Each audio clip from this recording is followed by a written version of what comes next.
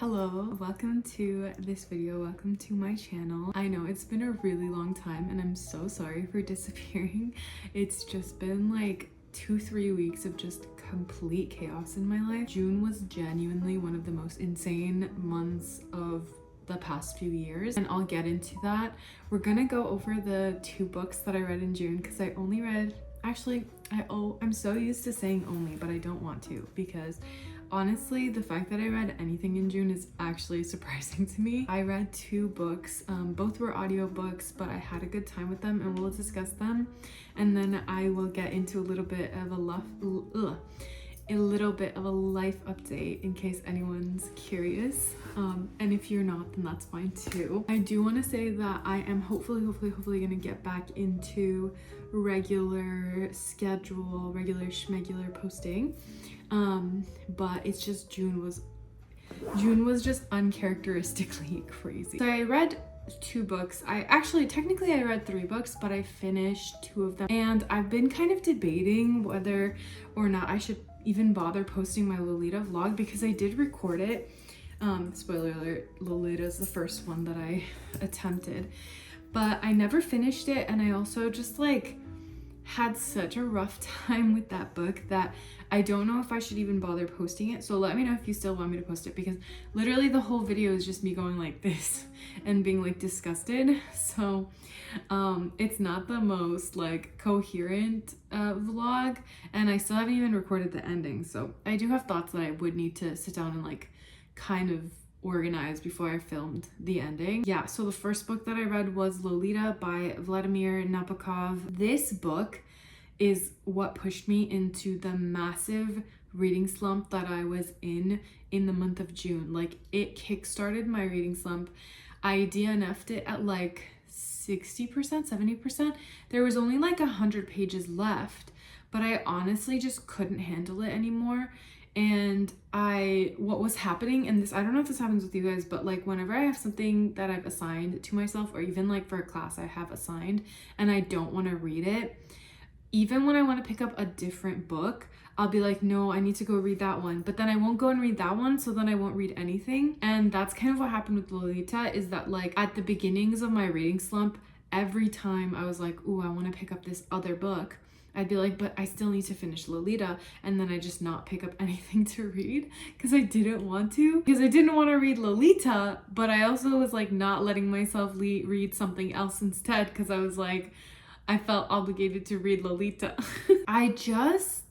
It was a pretty awful experience.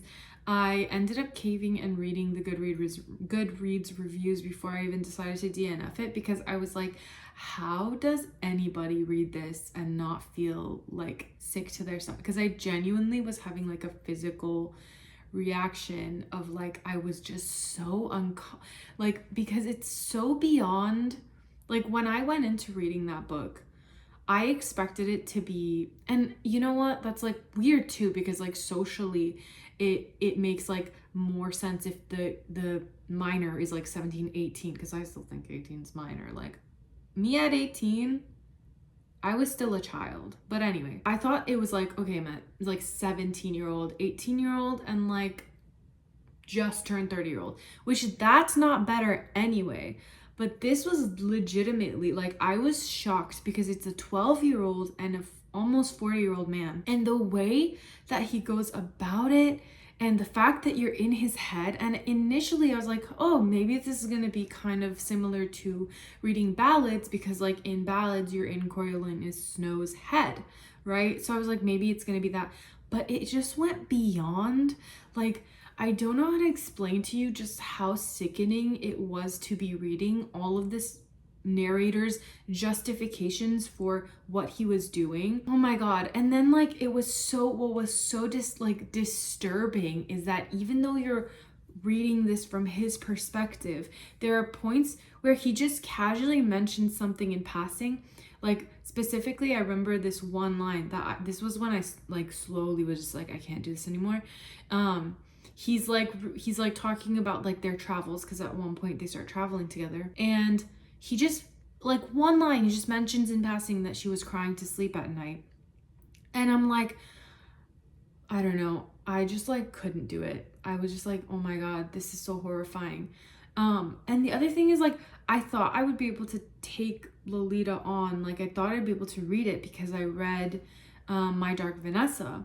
But My Dark Vanessa was different. Like, because it's from the victim's perspective, the victim as an adult reflecting on this and also like coming to terms with what happened and all that, it was just different. It was way more tolerable to me than this one was. I could not do this one. So DNF, I do not recommend it. I don't think anyone needs to read it. Like, I get the argument that it's a great study in unreliable narrators, but I feel like there's other books and other topics that you could use to explore unreliable narrators. Like, I don't think that you need to, I don't know, I just don't think I don't think it's required reading at all. I don't think it's even something that we should be like promoting. I did not know as much about it as I do now, and I just couldn't do it. It literally put me in a reading slump too, because I just was like, after I put that one down, I was just like, I just didn't want to read anything. So I really didn't like that book. It was horrible. I don't know why, like, and I will say that writing style wise, like the craft of the writing is strong. I can see why Nabokov is like a big name. Like, I've heard his name, obviously a lot of people have, especially because of this book, but I'm sure he has a lot of other works too that were listed at the beginning of the book. But I wonder why. It just makes me question why this book was like needed. Like, why would you sit down and write that? Like, what would push you to do that? Because I feel like even if you're writing from the perspective, which it seemed like Nabokov was writing from the perspective of like condemning this narrator, right? And being like, look, like this villain is literally manipulating people into thinking it's a love story. I just don't know why you would do it that way. I don't know. That's my thoughts. Maybe if you read it and you did think it was good, like, let me know why. I don't judge anyone who thinks it, like, that's the thing, is like, how do you even like this book? Like, at the most I can imagine someone reading this and being like, this is an interesting like study, but I hated the content, because like there's no other reaction for that, you know what I mean? Lolita put me in a reading slump, and I just genuinely could not pick up another book after that point. It also coincided with some personal stuff that I will get to later on. The wasp is trying to get in. Oh my god. Oh my god, that's so big. Ugh. Oh my god. Okay. Anyway, the next book that I read in June is All Systems Red by Martha Wells. I picked this up as an audiobook as I was driving down to Texas. I'm back in Texas. I was actually born and raised here, so lore drop, I guess, for you guys. But I moved back to Texas. One of my brothers lives here, and yeah, I'm here again. I have thoughts about that, but we will get into that later on, maybe, if I'm feeling like particularly, I don't know. It's weird talking about not books. I don't know. It was a sweet and short story. It was very short. It was actually shorter than I expected it to be. But it's a story about a murder bot who just wants to chill out and watch TV shows, and just, he does not want to murder. There are like some, I thought it was like themes of like found family. At the very least, it was like relationships with other people. And I've been growing more and more fascinated with this idea of like robots becoming human-like, or the way that like in a lot of sci-fi, and this is probably because I also just read The Robot and the Monk, but the way that like we want to as human beings assert like humanistic qualities onto robots. And I've also like, this made me think about a lot of things, so I'm gonna go into a little bit of tangent, but it's related, because like reading this book is kind of what got me thinking about that. As AI and technology is like escalating and like advancing like in like so fast that we can't even comprehend how quickly it is becoming a part of our lives, and the ways that even with like ChatGPT and AI and whatever, we've been trying to give them human qualities. It's very interesting to me, and it made me think about the idea of like when we already have other people in the world that we could interact with and that we could like build relationships with and communities with, and one person will have that like writing skill that you want to learn more about, or someone else will have that like math skill or whatever that you can learn from them, and this and that, instead of going to ChatGPT or AI or a robot basically. Why is it that we go towards ChatGPT and AI? Beyond the fact that I think it like obviously it does the work for you, which is just an entire different topic. If I started talking about this, I would go into like a ranting mode because it's frustrating. But I think beyond that, I think it goes back to the need for control. And I literally was thinking about this as I was like thinking about this book that I just read. And I was just wondering to myself, like, it's about the need for control, and it's about this like idea that there are no severe or like real consequences when it comes to AI or ChatGPT or the robots, right?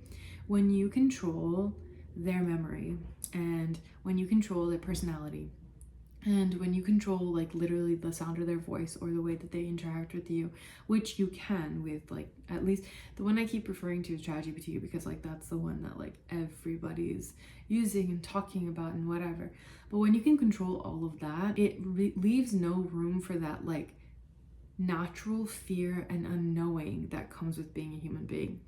And what I mean by that is that like with AI, for example, with ChatGPT, like if you make a mistake, you can literally instruct it like forget what I just said, or like forget the last like 2 lines of conversation or something like that, right? And you can literally reset it so you don't feel that like awkwardness or shame or discomfort that comes with like, if you do it with someone else, if you say something to someone else that they don't like, or if you act in such a way that they don't like, then you have to deal with the consequences of that action or those words that you said. I think the shame is that with ChatGPT, you don't learn. With AI, you're not going to be given the opportunity to learn how to better yourself that way, right? Because you can stay however the way, like whatever way you are, and you don't have to change, because you can just change the AI. Like even in the instance where it's like you might not even like feel shame or whatever and feel the need to erase it, right? Or you might be like, no, you should be happy when I cuss you out, for example, right? This is such a simplistic way of putting this together, by the way, because these are half-baked thoughts that I just had like thinking about the book and thinking about like the wider existence of like robots and then AI and whatever. When you interact with other people in the world and you realize like this person doesn't like that, doesn't like it when I say this, or doesn't like it when I speak like this, or doesn't like it when this happens or whatever, like you learn how to be more amenable to like other people almost. Like I don't know how to explain it. Maybe I'm not making any sense, but I think it just helps you develop your personality also. And it also helps you like refine the kind of people that you're willing to be around, or that you want to be like interacting with or having in your life, right? Like these are all tools that we learn just by interacting with the world and interacting with other people. But with the push of like even something as simple as like grabbing a coffee or picking up food or doing this and that, when these things all become electronic and like contactless, and like you can order food and it'll be delivered at your door, and you never have to say hi or speak to the person who delivers it. It like just, we're just cutting off so many even like tiny, seemingly insignificant ways of communication.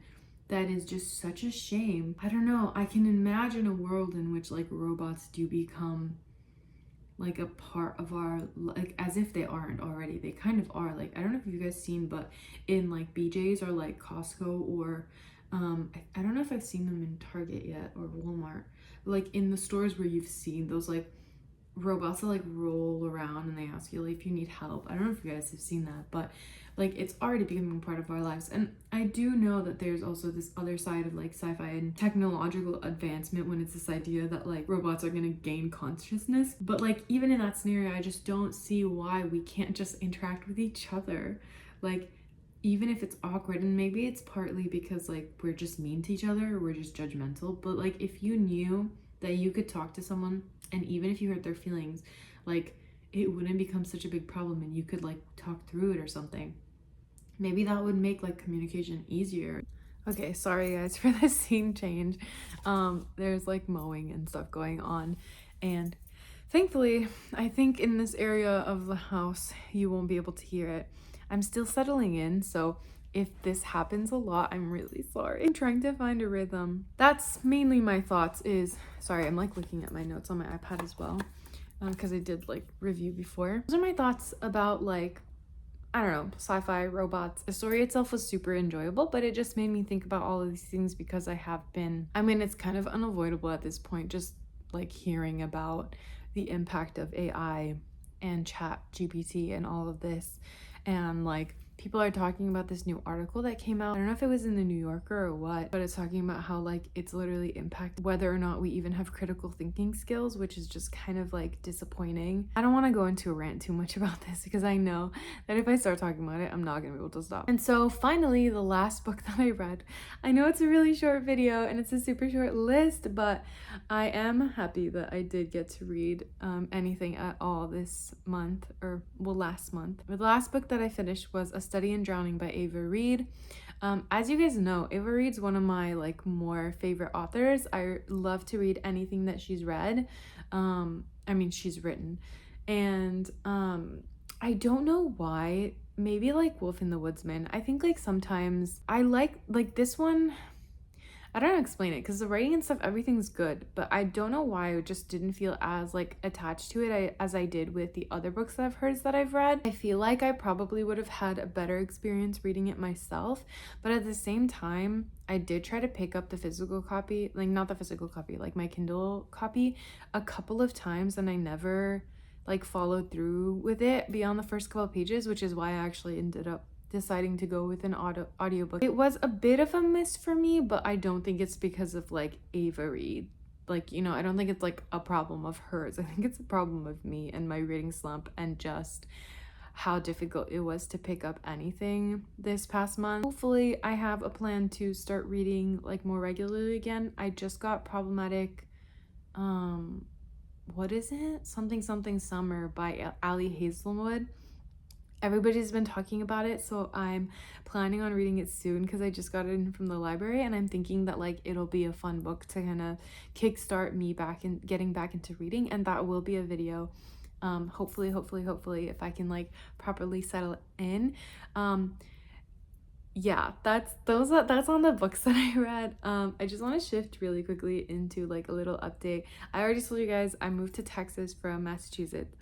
I already miss the East Coast. I have to say, I loved the East Coast. I lived there for several years and I genuinely loved it so much the whole time I was there. Obviously, growing up in Texas, I didn't really see snow and stuff a lot. So when I first moved to Michigan and then later to Massachusetts, I just really enjoyed how much snow there was and just loved the winters. But on the other hand, I am excited to be back in this state and kind of settle back in and just, I've kind of forgotten how the weather is here beyond just knowing it's very hot and humid. So I'm going to try to love it too. One really fun thing that happened for me is that as I was driving down, once I got into like Louisiana and then Texas, I started seeing these like purple wildflowers on the side of the road.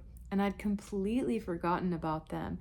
But when I was very little, and still now, like, oh my God, there's such pretty flowers. When I was very little, I used to pick them for my parents.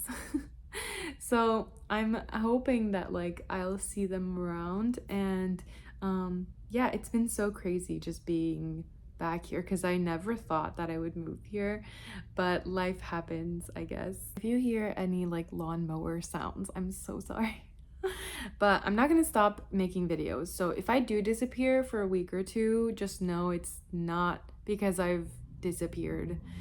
It's just because I'm like really overwhelmed with like other things, and other things being like, it's not anything crazy, but I'm trying to start the process of writing my next book, and I also am like applying to jobs in Texas now that I know like that's the state that I'm gonna be in. And then beyond that is like I'm just settling in to a new place. It's like, oh, I don't know, it takes a while to settle in. Like I always think that it's gonna be easier than it actually is, and then suddenly I'm like, okay, I need to like figure out what's gonna happen. But I've heard that there's a lot of like cute coffee shops around that I can like go and work at, and I'm still trying to figure out just like trails that I can walk and all of this, because I really want to like get to know my area more from the jump start this time than I did when I was back in Massachusetts when I was in Worcester. I don't know if I ever mentioned that that was where I was, but now that I'm not there anymore, I was living in Worcester, and Worcester is just, I love that city so much. I just got distracted. Essentially what I'm trying to say is that I'm sorry if I disappeared a couple times. Thank you so much for being here with me and for sticking around. I really, really appreciate it, and it's so fun to know that like I have a little group of people that I can talk to. If you want to connect with me, Instagram is the best way, and then also add me on Goodreads because I love to see what everybody's watching. That's Letterboxd. But anyways, thank you so much for sticking around. Hopefully I'll see you guys in another video very soon, and yeah, that's it. Goodbye.